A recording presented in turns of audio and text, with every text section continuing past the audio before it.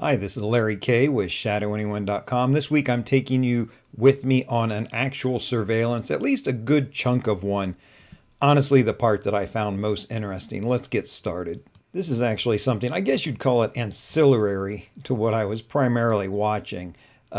Real surveillance cases that you're hired for are frequently, they're exciting-ish. They're fun to do in a sense, if it's your thing. But the video is just boring on those things. If you're watching an infidelity case, the video you're going to get is just some lady coming out of her apartment, getting in her car, and driving off. That's not exciting. You follow her, and she goes into a hotel. Not exciting video to watch. This is just a little bit more interesting. And of course, if you're interested in doing surveillance, I've got the Investigator's Ultimate Guide to Surveillance. But, I saw these two guys and, I'll leave it up to you to determine what they're doing. But I want you to also think of this video as a bit of a surveillance exercise. If you don't normally do surveillance, if it's not something that's in your wheelhouse, in your habit, it can be long and boring. And the question is, could you watch this video straight through? Now, this is the most exciting kind of thing you're going to find on video when you're doing surveillance. You can sit for hours and see nothing. You're just watching the front of a house. And while you are really engaged for that kind of thing, I mean, you're paying attention to who's coming and going down the street. You might be collecting license plate numbers and things like that. But the reality is you're sitting and you're watching nothing happen for a long time, waiting for that 90 seconds or 2 minutes or whatever it is of actual activity. Maybe, again, empty house, watching for hours, that garage door comes up, boom, now all of a sudden you got to move, and you got to be prepared to move. You follow the vehicle to a store, and maybe you're even going to go in using covert recording to capture the actions of the person in the store. And, workers' compensation, you're lucky if you get them lifting, a 40-pound bag of dog food, if it's a fraud type case, that type of thing. A lot of video is just sitting, surveillance is just sitting and waiting and watching. So if you think that that's something that you're interested in, if you can sit and watch through this video without clicking forward or fast forwarding, then maybe, yeah, it's the type of thing that you have the temperament for, the personality for. And I'll grant you also, when you're doing surveillance and you're getting paid well, and it pays really well, it's a little bit easier to sit there also.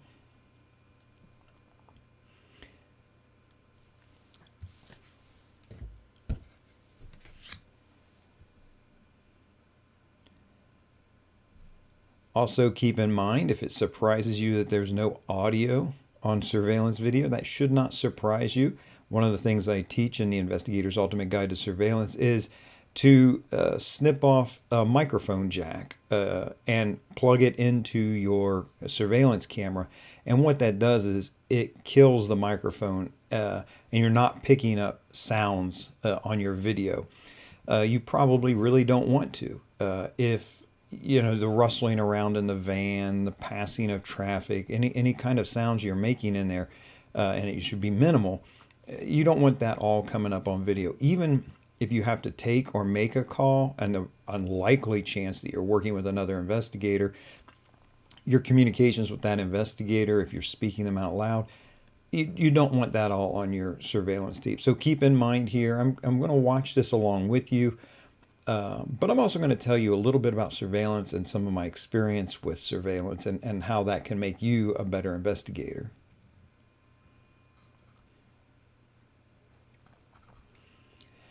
Now, I will point out a problem that a lot of people have early on in surveillance is they tend to psych themselves out while they're doing surveillance. And, there's times when, these guys are clearly occupied with whatever that is right there. And they're not concerned about me. Now, I'm also quite far away. You can tell a little bit from the graininess of this video that I am zoomed in quite a bit. But, I can still capture, puffs of smoke or anything else of importance in a sense. And you can see that right there. But don't psych yourself out when you're doing surveillance. Make sure that your surveillance vehicle is what you're comfortable with. Now, I highly recommend a heavy tint on your surveillance vehicle.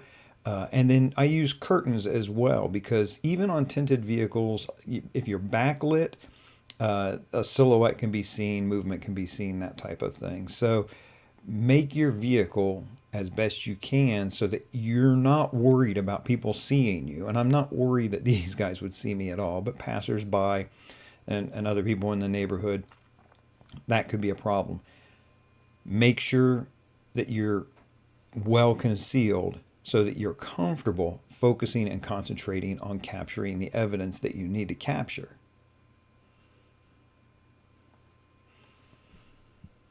Another thing people do, especially starting out in surveillance, is psyching themselves out, is the constant thought that the person has seen me or that they know I'm behind them.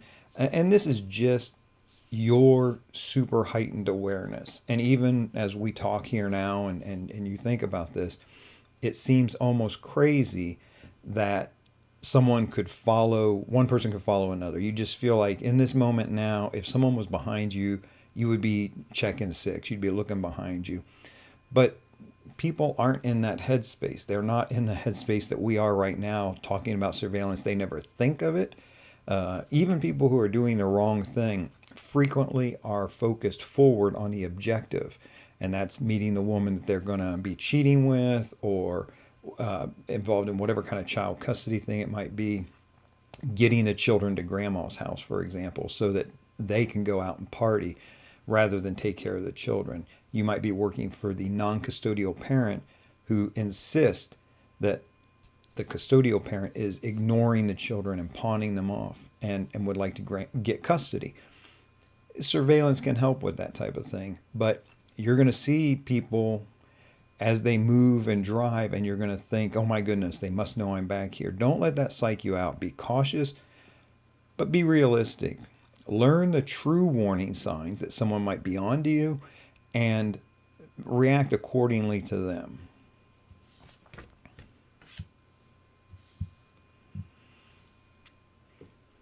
I've mentioned it a little bit here, but surveillance pays for a variety of reasons. And here's the key overarching thing. A company, a law firm, an individual believes they're going to get more value from hiring you than it actually costs them. And in a lot of cases, they can back this up with numbers. A workers' compensation fraud, if they're paying $1,800 or $3,000 a month to somebody who's cheating them, who is fully capable of working, they've offered them light duty, they won't come back. If they're being scammed out of $3,000 a month, it's very much worth it to them to put $2,000 worth of surveillance hours towards watching this person and trying to determine collect evidence, is this person faking their injury or not. A one-time $2,000 investment by that company will save them $3,000 a month for possibly years. See, there's that, they get that great value out of it.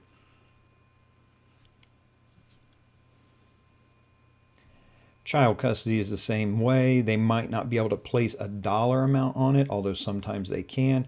If a non-custodial parent is paying $1,200 a month in child support to a parent who has custody but has nothing to do with the children, they live at grandma's, they stay at grandma's. The mom, for example, the custodial parent being the mom, never goes and visits, doesn't see them, doesn't take care of them. The non-custodial parent, the father, who might want to take custody of those kids, he's going to know, okay, I pay $1,200 a month in child support, but if I can get custody of my children, that's a win. Plus, I don't have to pay the $1,200 a month. So there is benefit and value to doing surveillance. And as an investigator, if you don't already do surveillance, if you're interested in starting surveillance, recognize that while it seems like our surveillance prices are quite high, And if you own your own agency, you might be making $85 or more per hour with an hourly minimum, 3 hour minimum, for example. It may seem like that's a lot of money for someone to put into a case, but when push comes to shove, by the way, there's a bottle that guy is carrying. It may seem like a lot of money to put towards a case, but the reality is the client has a lot more to gain than what they're paying you. It's a great business model, really. And anything we do as investigators, process servers, whatever world you're functioning in, and sometimes that blends over a little bit. Private investigators will do process serving on the side. It's a profitable thing, but understand that charge what you're worth, because clients are getting value out of what you do for them.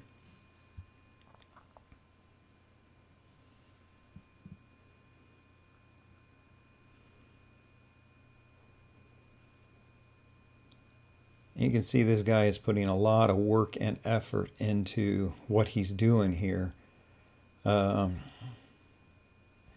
Notice, by the way, now let me tell you this. It's something that we tend to do when we're doing surveillance. You know, if I asked you right now to close your eyes and describe what this person is wearing, would you be able to do it? It's one of those surprising things. We kind of know we're capturing the video and we have this information, but a subject description is a very helpful thing to have and know, because what happens a lot of times, a car, for example, will get ahead of you, move in and out of traffic, and you have to regain that car. Or a person will be moving through a store, or even someplace larger than a store, and you'll have to regain them. And you think, I know this person. I see them all the time. You know, I've been watching them for hours. But then other people will look similar. So maybe this is just a Larry thing, but be able to describe the person that you're watching so that if you have to regain them later, you can. Also, it's just a good safety practice. If something does go sideways, if you see this guy begin to commit a violent felony and you need to call the police, you have in your mind who he is and where he is, but to be able to describe that to another person is very helpful.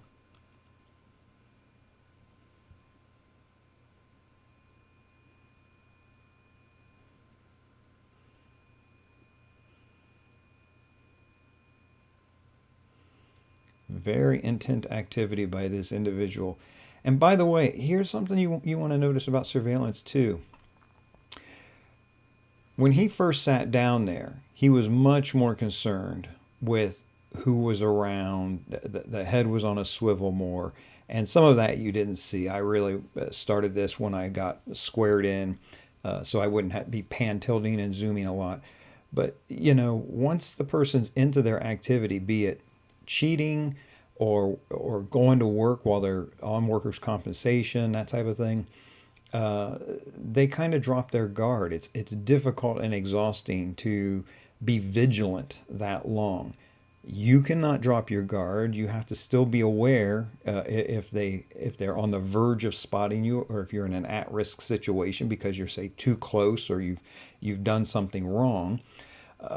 But I say take a breath. People are not constantly looking for surveillance. People who are constantly looking for surveillance will see it everywhere, whether it exists or not. They will just presume people are following them, and that's a difficult person to follow. But most of the cases you get, the person is going to be very involved in the objective of what they want. I also will point out, you know, you see like his head, the top of his head moves in and out of frame. There's a person off frame here. I am not panning and zooming in and out and tilting the camera a lot. So especially that zoom, which is something we're very used to. Here's another bottle. You know, you don't need, once you've identified your subject and established a location, which I did before I started playing this for you, that's previous, there's not a need to go zoom in and out a lot. I could, like, for example, in this bag and this thing he's getting in and out of, I could try zooming in more to get more details about what's going on. But the reality is, It's a tricky shot anyways through this wrought iron, and I'm pretty much maxed out on my distance that I can get a decent amount of video. So there's no sense for me trying to zoom in and get exactly what's going in and out of this bag, that type of thing. I mean, I can make guesses, and I wouldn't necessarily in a case report. See, but these items that are going in and out of the bag, they're kind of not really important either. Depending on the objective of your surveillance, that may be really important. But imagine a case where this is child custody. What we've got here is plenty for a judge, I'm sure. A client would be tickled with it. A law firm would be very happy. The only thing they might ask for in addition is go back and get more. We'd like 3 different days of this. Now, again, this is just something I stumbled upon, so it's not an exact case. I would have to blur out everything, and it wouldn't be any fun to see it then. But just keep in mind, there's the bottle clearly, glass bottle, screw top. It's clear to me what's going on, and it's clear to most people. If you'd like to capture incredible surveillance video just like this, then the Investigator's Ultimate Guide to Surveillance is for you. It is 100% satisfaction guaranteed, no questions asked. If you want your money back, just ask. You'll get it, every penny. That's my promise to you. So click buy it now. Yes, do grab the Investigator's Ultimate Guide to Surveillance if you're interested in it right now. It is on sale. Not the $397 full retail, but you can get it over at ShadowAnyone.com. You can click through. There's a link in the menu bar at the top about surveillance. It'll tell you more about the course, and you'll also right now get the sale price of $247 at very significant savings. Takes you through surveillance training from soup to nuts, everything. When you're done with this, you're going to know the warning signs. You're going to know where you need to be, how many houses away from the subject. You're going to know what lane to be in when you're following people on the expressway, which is really, really helpful to know for a lot of reasons. You're going to get everything. And you may go down the list, tick, tick, tick, and say, I know this and this. You may pick up 1 or 2 little things.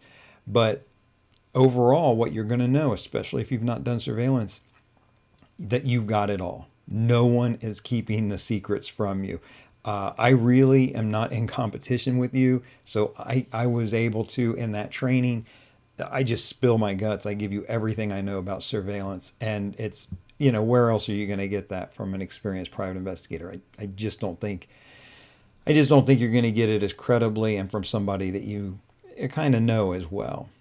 So if you have any questions, comments, or concerns, let me know. In the meantime, this is Larry Kaye with ShadowAnyone.com. Remember, do the right thing, even if it's the hard thing.